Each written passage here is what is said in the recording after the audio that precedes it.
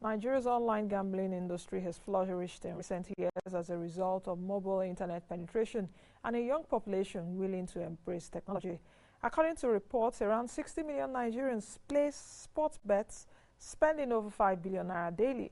However, many have called for the stringent regulatory measure in the industry as is obtainable in other climes of the world. Christiana Modu has more details in this report. Over the years, the Nigerian sports betting and gaming industry has grown astronomically, and this outstanding growth can be attributed to the large population of the nation.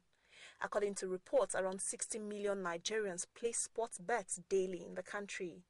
In view of the rise in sports betting, some Abuja respondents bear their minds on the economic implication of sports betting. Sports betting, many people are actually taking it serious, more especially the youth, because they feel that's the best way of investing their money. But if you ask me personally, I don't gamble because I know it's biblically wrong.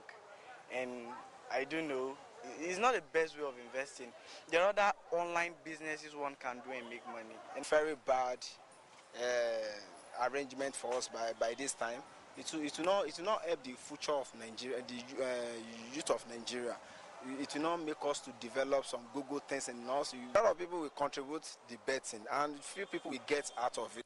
Some others, however, stated that youths engage in sports betting due to the high unemployment rate in the country. I do watch football, the Premier League and then Champions League. And as that, instead of to just go and sit down there at the end of the day, I pay 100 naira or I drink. And I have to do something that at the end of the day, if I can do it, and at the end of the day, I get some results. Since I'm not there to play the ball, but I can do something at least to be deriving something to myself. If you look at the average of people patronizing, it is not like before. But now the jobless youth are there. Government is not putting effort to ensure that they provide a job. So they feel like to go and then do one or two things there. In Nigeria, all forms of gambling, including sports betting, is regulated by the National Lottery Regulatory Commission and are restricted to all citizens of Nigeria below 18 years of age. According to data published by KPMG, in 2016, Bet Nigeria rating an average monthly turnover of $10 million, Naira Bet $3 million to $5 million, with a 20 to 30% margin on profit. The big question remains, are these betting companies enriching themselves at the expense of Nigerians? Christiana Amodu reporting for Moneyline with Nancy.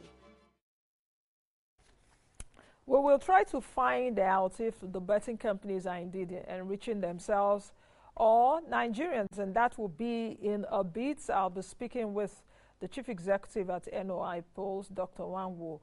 That will be coming up shortly. But you can send your comments. Do tell me if you bet, if you're involved in any form of gaming or betting in the country. Just send me a tweet, send me a buzz. Or you can also find us, Moneyline AIT. The importance of attracting viable investments into Nigeria cannot be overstated, especially at a time when the country seeks to diversify its economy and break away from the oil spell. Consequently, the Nigerian Investment Promotion Commission, NIPC, in this interactive session with members of the media, disclosed that the country attracted a total of $15.15 billion investment announcements in the first half of 2019. The report showed that a total of 43 projects across 12 states and Federal Capital Territory were announced from investors in 20 countries. Comparatively, the announcements made in the first half of 2019 were 67% less in value than the announcements in the same period of 2018. That's first half of 2018 compared to first half of 2019. This was probably due to many investors waiting for the conclusion of national elections and handover in the first half of 2019. Yes, we tell them areas where we have comparative advantage. That is number one. I mean, like for instance, the market, the natural resources, and other things, the incentives.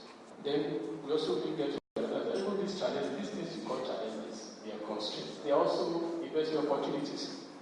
The Commission also stated that it is working on publishing a book of states to help support state investment promotion. This one-pager, identifies the investment opportunities of every state and also brings out the comparative advantage of every state.